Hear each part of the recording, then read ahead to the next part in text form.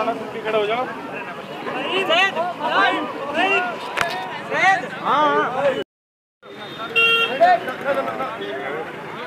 कश्मीर के पुलवामा में जिस तरीके से हमारी सेना पर आतंकियों ने हमला किया है और 44 नौजवान हमारे वीर गति को प्राप्त हुए हैं, उनके साथ इजहार एकजुहती के लिए, उन्हें श्रद्धांजलि देने के लिए, उन्हें नमन करने के लिए निकाला गया है। और ये मांग करने के लिए हमने मार्च निकाला है देवबंद के तमाम जनता की जानिब से, यहाँ के तमाम समाज सेवियों की जानिब से, हिंदू मुस्लिमों की जानिब से, जिसमें हमारे साथ यहाँ सैयद हारिस साहब मौजूद हैं, फैसल भाई मौजूद हैं और बहुत सारे लोग हैं। हम सब ये मिलकर ये स्ट्रांगली डिमांड करते हैं सरकार से, गृह मंत्री से, प्राइम मिनिस्टर नरेंद्र मोदी से और कश्मीर के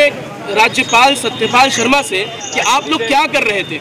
आप लोग उस वक्त समय क्या कर रहे थे जब देश की एक इतनी बड़ी तादाद में हमारी कई बटालियन कश्मीर में पुलवामा में घुसर रही थी और जब पहले से इनपुट दे दिया गया था तो उस समय भी आप लोगों की इतनी बड़ी चूक क्या है। इसके लिए नैतिक आधार पर आप इस्तीफा दें और इसकी जिम्मेदारी सुनिश्चित करें और साथ ही साथ हमारी सेना की सुरक्षा के साथ जिन लोगों ने खिलवाड़ किया है और जिन लोगों ने उन पर हमला किया है उनको मुंहतोड़ जवाब दें। देश की जनता आपके साथ है, हम सेना के साथ खड़े हुए हैं, हम सेना के परिवारों के साथ खड़े हुए हैं। हम ये चाहते हैं कि इस देश में जो सरहद पर हमें रात में नींद देते हैं, नींद का मौका देते हैं, हम आराम से रात में सोते हैं, उन लोगों के साथ आइंदा कोई ऐसा खिलवाड़ ना हो। इसके लिए देश के प्रधानमंत्री को, देश के गृह मंत्री को और तमाम राजनीतिक पार्टियों को मिलकर इसका एक हल निकालना चाहिए। आज का एक कैंडल मार्च इसीलिए है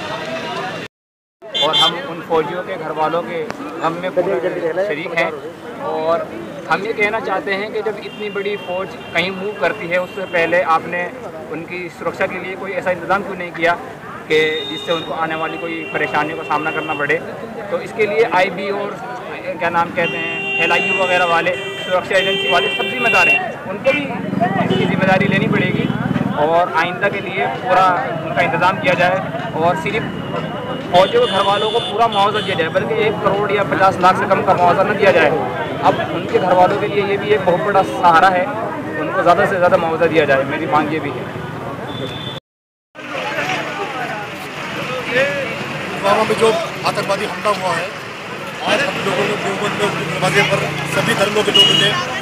सभी हमारे साथ में हैं। हमने अपने गुस्से का इज़हार करने के लिए, उनकी आत्मा को शांति पहुँचाने के लिए, उनके परिवार को उनके सामने बता सकें कि उनके परिवार के साथ हम लोग खड़े हैं और सरकार से भी मांग करते हैं कि उनको ज़्यादा से ज़्यादा मुआवजा दिया जाए। इसीलिए हमने ये मार्च निकाला है।